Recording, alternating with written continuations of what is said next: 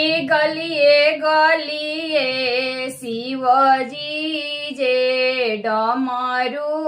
બાજાવે તો સબકે જાગાવેલે એકે જેને વાતા પેઠાવેલા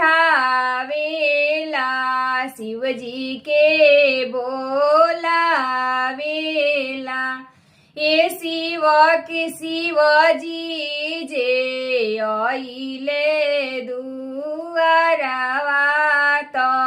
ઘર में समाई गईले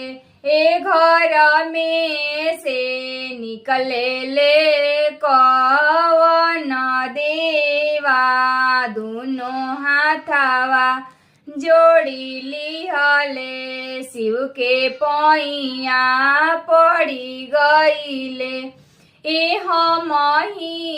जे शिव के बे ए हम ही जे नेवाता पेठाईले शिव के बोलाईले ए हमरे ही जे घरवा में बेटा बेटी के बियाहवा जे लागेला शिव के बोलाईले गौरी के बोलाईले ए हमरी घरवा जोगिया ठानाइल देवी के बोलाइले सब देवता लोग आवेले जगिया पूरन करी।